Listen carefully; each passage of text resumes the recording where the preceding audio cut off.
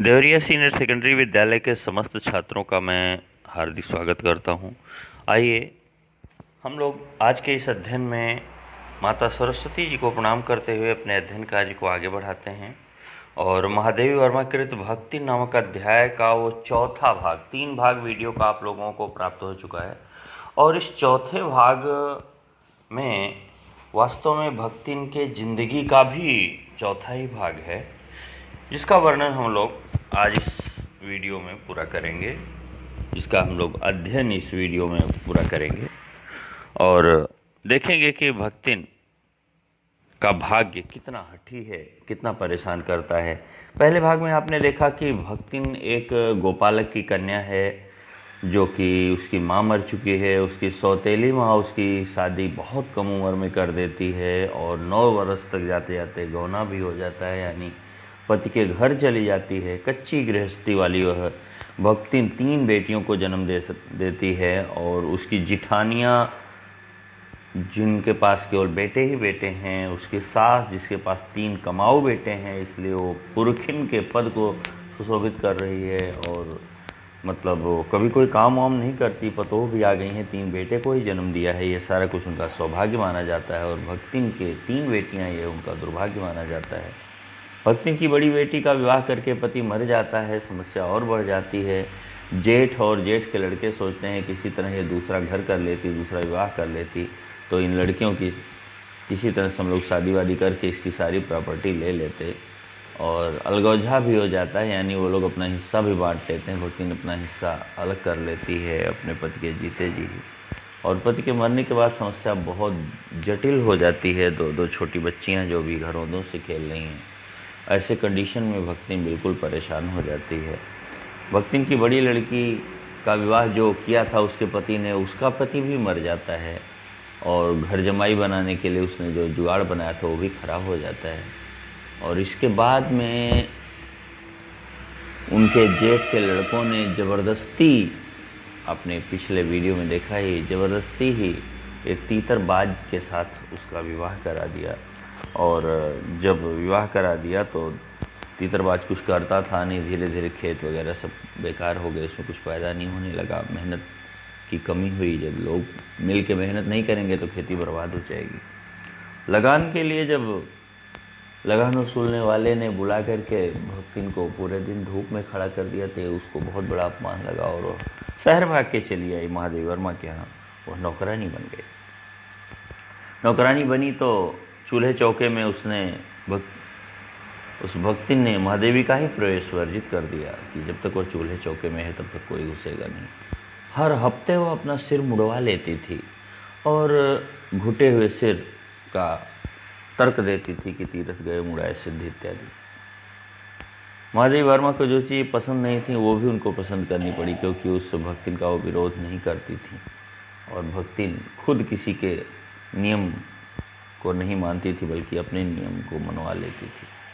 उसी क्रम में कहानी आगे बढ़ रही है। जब एक बार मैं उत्तर पुस्तकों और चित्रों को लेकर व्यस्त थी, तब भक्तिन सबसे कहती घूमी, ऊ बिचरियो तो रात दिन काम में झुकी रहती हैं, और तुम पचे घूमती फिरती हो, चलो तनिक हाथ बटाए ले।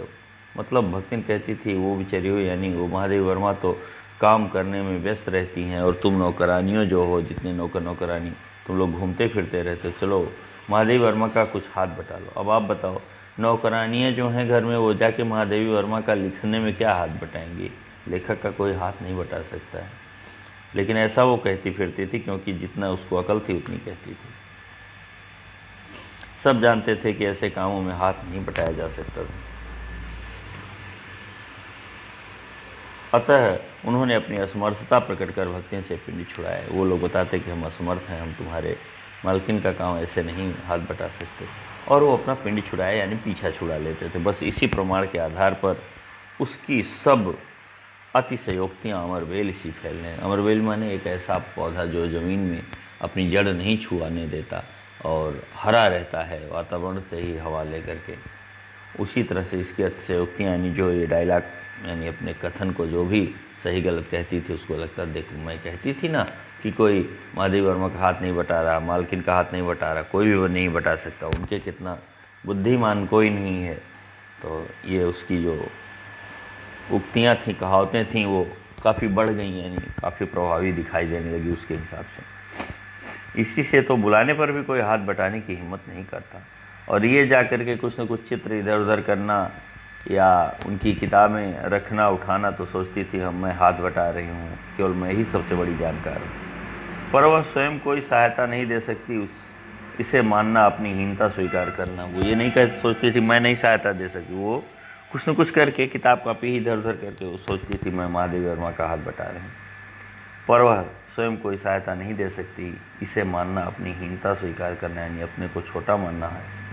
इसी से वह द्वार पर बैठकर बार बार कुछ काम बताने का आग्रह करती, कभी उत्तर पुस्तकों को बांध कर, कभी अधूरे चित्र को कोने में रखकर, कभी रंग की प्याली धोकर, और कभी चटाई को आंचल से झाड़कर। वह जैसी सहायता पहुंचाती है, उससे भक्तिन का अन्य व्यक्तियों से अधिक बुद्धिमान होना प्रमाणित हो जाता है।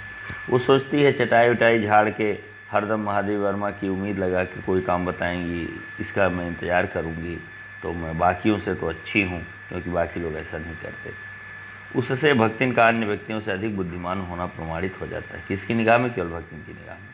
वह जानती है कि जब दूसरे मेरा हाथ बटाने की कल्पना तक नहीं कर सकते, तब वह सहायता की इच्छा को क्रियात्मक रूप देती, यानी सहायता की इच्छा को वर्किंग स्वरूप देती है, क्रियात्मक रूप देती है, यानी हरदम उनकी सहायता करती रहती है पूछ के। इसी से मेरी किसी पुस्तक के प्रकाशित होने पर उसके मुख पर प्रसन्नता की आभा वैसे उद्भासित होती है जैसे स्विच दबाने पर बल्ब में छिपा लो। जैसे स्विच दबाने पर बल्ब जल उठता है, वैसे ही मेरी कोई पुस्तक प्रकाशित होती है, भक्ति बहुत खुश होती है। उसे लगता है इस पुस्तक में मेरा भी बहुत ज़्यादा सहयोग है। वह सोने में उसे बार बार छूकर, आँखों के निकट ले जाकर, सब और घुमा फिरा कर मानो अपनी सहायता का अंश खोजती, यानी किताब को अकेले में ले जाके छूती है, अपने सिर पे घुमाती है या उसको आँखों से छुआती है, जिससे लगता है कि वह किताब के छपने को देखकर बहुत प्रसन्न है। और उसकी दृष्टि में व्यक्त आत्मघोष कहता है, यानी आत्मा की उसकी आवाज़ कहती है कि उसे निराश नहीं होना पड़ता। आत्मघोष माने आत्मा की आवाज़। यह स्वाभाविक भी है। किसी चित्र को परा करने में व्यस्त जब मैं बार बार, परा करने माने किसी चित्र को जब मैं बहुत अच्छा बनाने में जब मैं व्यस्त रहती हूँ, तो बार बार सहायता का अंश खोजती है, यानी सोचती है कि क्या सहायता करूँ, ऐसा जुगाड़ करती रहती है। और उसकी दृष्टि में व्यक्त आत्मघोष कहता है उसे निराश नहीं होना पड़ता। अर्थात जब मैं कोई चीज़ मांग लेती हूँ, कोई सामान वो रख देती है या दे देती है, तो उसे लगता है मैंने सहयोग कर दिया चित्र बनाने में, लेखन कार्य में। किसी चित्र को पूरा करने में व्यस्त में जब मैं बार बार कहने पर भी भोजन के लिए नहीं उठती, तब वह कभी दही का शरबत, कभी तुलसी की चाय वहीं पे दे देती है और भूख का कष्ट सहन नहीं करने देती। इससे भी उसे लगता है वह मेरे कार्य में, यानी महादेवी वर्मा के कार्य में सहयोग करती है। दिन भर के कार्यभार से छुट्टी पाकर जब मैं कोई लेख समाप्त करने या भाव को छंदबद्ध करने बैठती हूँ, यानी कविता लिखने बैठती हूँ, तब छात्रावास की रोशनी बुझ चुकती है। मेरी हिरनी, यानी महादेवी वर्मा हिरनी पाली हुई होती हैं, सोना नाम है उसका, तख्त के पैताने यानी तख्ते के पैर वाले भाग पे फर्श पर बैठकर पागुर करना बंद कर देती है, यानी वो भी सो जाती है। कुत्ता बसंत छोटी मचिया पर पंजों में मुंह रखकर आंखें मूंद लेता है, यानी वो भी सो जाता है। और बिल्ली गोधूली नाम है, मेरे तकिए पर सिकुड़ कर सो के रह जाती है, यानी सोती रहती है। पर मुझे रात की निस्तब्धता में अकेली न छोड़ने के विचार से, यानी रात ज़्यादा है, कोई बोलने चालने वाला नहीं है, अकेली महादेवी वर्मा न रहें, मैं भक्ति नहीं नौकरानी हूँ, मैं भी उनके साथ जागूँ, इस विचार से कोने में दरी के आसन पर बैठकर बिजली की चकाचौंध से आंखें मिचमिचाती हुई, वो एक कोने में बैठती थी और बिजली लाइट जलते रहने का आँख बहुत कम खोलती थी, लगता है जैसे उसको बिजली से दिक्कत होती है। प्रशांत भाव से, बड़े शांति के भाव के साथ जागरण करती है। वह ऊँघती भी नहीं, क्योंकि मेरे सिर उठाते ही उसकी धुंधली दृष्टि मेरी आंखों का अनुसरण करने लगती है। वो बेचारी ऊँघती तक नहीं थी। जैसे महादेवी वर्मा की निगाह उसकी तरफ गई, तुरंत वो इनकी तरफ देखना प्रारंभ करती थी और इशारा करती थी क्या कुछ लाऊं क्या। यदि मैं सिरहाने रखे रैक को देखती हूँ, तब वह उठकर आवश्यक पुस्तक का रंग पूछती है, मतलब कौन सी पुस्तक दे दूँ। इतना सेवक, इतने विनम्रता से और इतनी हृदय की गहराई से सेवा करने वाले लोग बहुत कम मिलते हैं। यदि मैं कलम रख देती हूँ तो स्याही उठा लाती है। इसका मतलब है अब लिखने का काम बंद होने वाला है, स्याही हटा दिया गया। और यदि मैं कागज़ एक और सरका देती हूँ तो वह दूसरी फाइल टटोलती है कि कौन सी फाइल आपको देना है। बहुत रात गए सोने पर भी मैं जल्दी ही उठती हूँ। भक्तिन को तो मुझसे भी पहले जागना पड़ता है। सोना उछल कूद के लिए बाहर जाने को आकुल रहती है। वसंत नित्य कर्म के लिए दरवाजे को खुलवाना चाहता है यानी कुत्ता, और गोधूली यानी बिल्ली चिड़ियों की चहचहाहट में शिकार का आमंत्रण सुन लेती है। उसको भी बाहर भेजना है ताकि वो अपना भोजन इकट्ठा कर सके। मेरे भ्रमण की भी एकांत साथिनी भक्तिन ही रही। बद्री केदार आदि के ऊंचे नीचे और तंग पहाड़ी रास्ते में जैसे वह हट करके मेरे पीछे चलती रही, वैसे ही गांव की धूल भरी पगडंडी पर मेरे पीछे रहना नहीं भूलती। किसी भी समय कहीं भी जाने के लिए प्रस्तुत होते ही मैं भक्तिन को छाया के समान साथ पाती हूँ। ऐसी नौकरानी मिलना मुश्किल है, ऐसा सहृदय होना मुश्किल है। जहाँ भी रही वो दिल लगा के काम की, ऐसी भक्तिन का मिलना मुश्किल है। युद्ध को देश की सीमा में बढ़ते देख जब लोग आतंकित हो उठे, यानी उस समय युद्ध की बात जब आई, तब भक्तिन के बेटी दामाद उसके नाती को लेकर बुलाने आ पहुँचे, पर बहुत समझाने बुझाने पर भी वह उनके साथ नहीं जा सकी। सबको वह देखाती है, रुपया भेज देती है, पर उनके साथ रहने के लिए मेरा साथ छोड़ना आवश्यक है, जो संभवतः भक्तिन के जीवन के अंत तक स्वीकार नहीं होगा। वह अपने अपनों का भी साथ देने के लिए मेरा साथ, भक्तिन का साथ नहीं छोड़ना चाहती थी। जब गत वर्ष युद्ध के भूत ने वीरता के स्थान पर पलायन वृत्ति जगा दी, यानी ऐसी युद्ध हुई लोग लड़ने के बजाय भागना प्रारंभ कर दिए, तब भक्तिन पहली ही बार सेवक की विनीत मुद्रा के साथ मुझसे गांव चलने का अनुरोध करने आई कि मेरे गांव चली चलो। वह लकड़ी के मचान पर अपनी धोती बिछाकर मेरे कपड़े रख देगी। भाई गांव में उसके पास कुछ नहीं है, लकड़ी का मचान बना देगी, यानी ऐसा स्थान बना देगी जिस पर कुछ रखा जा सके, उस पर धोती होती रख देगी और दीवार में कीलें गाड़कर उन पर तख्ते पर मेरी किताबें सजा देगी। धान के पुआल पर गोदरा यानी कथरी गुदरी गोदरा बिछवा कर और उस पर अपना कंबल बिछाकर वह मेरे सोने का प्रबंध करेगी। मेरे स्याही आदि को नई हाड़ियों में सजो कर रख देगी और कागज पत्रों को छींके में यथाविधि एकत्र कर देगी। ऐसा उसने मुझे आश्वासन दिया कि मैं उसके गांव चली जाऊं। मेरे पास वहां जाकर रहने के लिए रुपया नहीं है। यह मैंने भक्तिन के प्रस्ताव को अवकाश न देने के लिए कहा था कि मतलब किसी तरह से वो चुप हो जाए, पर उसके परिणाम ने मुझे विस्मित कर दिया। लेकिन भक्तिन ने जो उसके बदले में कहा, मैं आश्चर्यचकित हो गई। भक्तिन ने परम रहस्य का उद्घाटन करने की मुद्रा बनाकर और पोपला मुंह मेरे कान के पास लाकर हौले हौले बताया। बुढ़ापा है तो पोपला मुंह यानी दांतों गिर गए हैं, ऐसी वह वृद्धा मेरे कान के पास मुंह करके धीरे धीरे बताया। उसके पास 5 20 रुपए की 5 नोट और 5 रुपया गड़ा हुआ है, यानी 125 रुपये। उसी से वह सब प्रबंध कर लेगी। फिर लड़ाई तो कुछ अमरौती खाकर आई नहीं है, यानी लड़ाई कोई अमर होने की चीज़ खा के तो आई नहीं है कि हमेशा चलेगी, ठीक हो जाएगी तो लौट आएंगे। जब सब ठीक हो जाएगा तब यहीं लौट आएगी। भक्तिन की कंजूसी के प्राण पंजीभूत होते होते पर्वताकार बन चुके थे, पूंजीभूत होते होते पर्वताकार बन चुके थे। यानी भक्तिन की कंजूसी पहले तो छोटी थी लेकिन पर्वत के समान बहुत बड़ी हो चुकी थी, परंतु इस उदारता के डायनामाइट ने क्षण भर में उड़ा दिया। लेकिन यह उदारता जब उसने दिखाया तो मुझे लगा कि जैसे पर्वत को डायनामाइट से तोड़ के उड़ा दिया जाता है, वैसे भक्तिन मेरे लिए कंजूसी नहीं करती है, छुपा के रखे हुए पैसे भी देने को तैयार है। इतने थोड़े रुपए का कोई महत्व नहीं है, परंतु रुपए के प्रति भक्तिन का अनुराग इतना प्रख्यात हो चुका था कि मेरे लिए उसका परित्याग मेरे महत्व की सीमा तक पहुंचा देता है। यानी भक्तिन कंजूस है, रुपए को बहुत संभाल के रखती है, लेकिन मेरे लिए उसने त्याग करने की बात सोची, ये मेरे लिए बहुत बड़ी बात है। भक्तिन और मेरे बीच सेवक स्वामी का संबंध है, यह कहना कठिन है। यानी सेवक स्वामी जैसी बात है, यह बड़ा कठिन है, ऐसा कहना उचित नहीं होगा, क्योंकि वह सेवक की तरह नहीं बल्कि बहुत ही दिल की गहराई से सेवा करती है। क्योंकि ऐसा कोई स्वामी नहीं हो सकता जो इच्छा होने पर भी सेवक को अपनी सेवा से हटा न सके। स्वामी वही होता है जो सेवक को जब चाहे तो नौकरी से छुट्टी दे दे, लेकिन भक्तिन की हालत देख करके मैं छुट्टी दे नहीं सकती थी, क्योंकि वह प्राण रहते मुझे छोड़ने को तैयार ही नहीं थी। तो ऐसा स्वामी और सेवक जब हैं हम दोनों, तो इसको स्वामी सेवक का संबंध नहीं कहा जा सकता।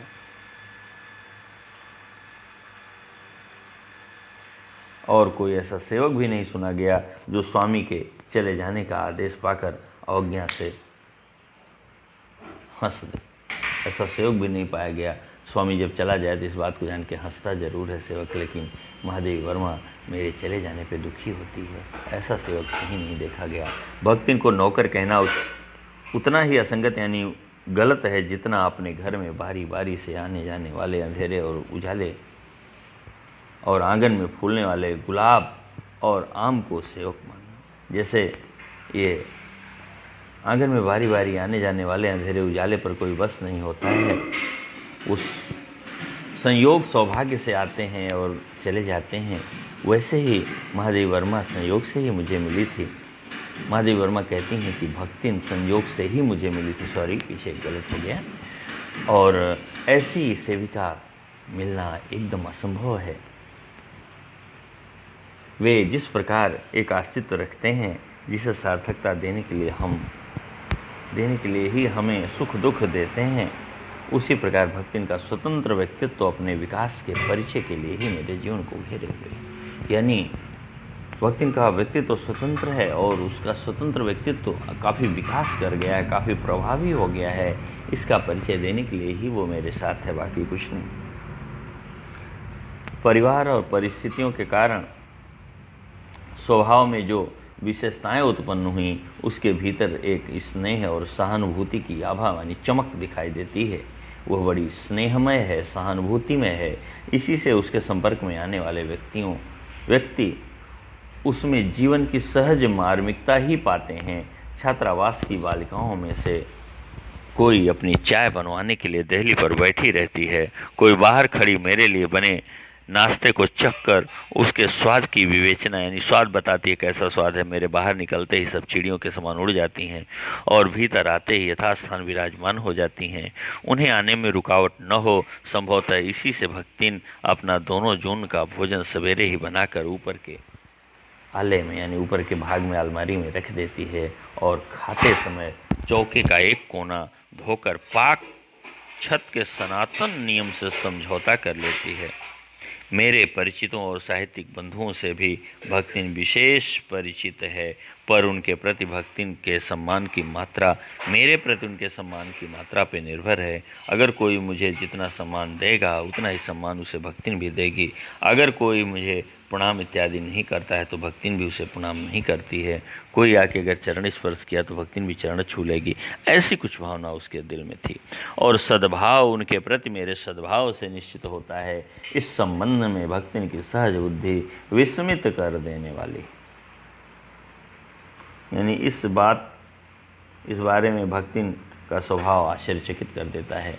वह किसी को आकार प्रकार और वेशभूषा से ही याद रखती है, नाम से नहीं, और किसी को नाम के अपभ्रंश द्वारा यानी नाम टूटा हुआ ही याद रख पाती है।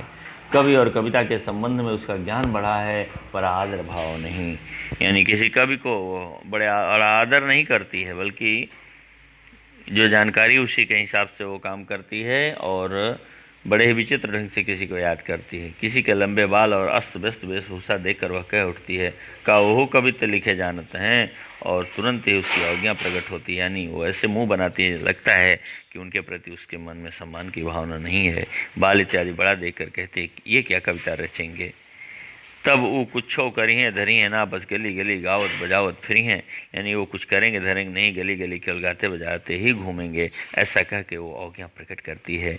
पर सबका दुख उसे प्रभावित कर सकता है। विद्यार्थी वर्ग में से कोई जब कारागार का अतिथि हो जाता है तब उस समाचार को व्यथित भक्तिन बीता बीता भरे को लड़कन का जेहल कलयुग रहा तौन रहा, अब परलय हो जाई, उनके माई का बड़े लाट तक लड़े का चाहिए कहकर दिन भर सबको परेशान करती है। यानी किसी लड़के को जब जेल हो जाए तो कहती थी कि ये छोटे छोटे बच्चे, इनको जो जेल हो रहा है ये गलत है, क्योंकि इतने छोटे छोटे बीता मतलब छोटे छोटे बच्चों का जेल होना ये तो कलयुग है, अब प्रलय हो जाएगी, यानी सब कुछ पूरी दुनिया नष्ट हो जाएगी, ऐसा गलत है, ऐसा नहीं होना चाहिए।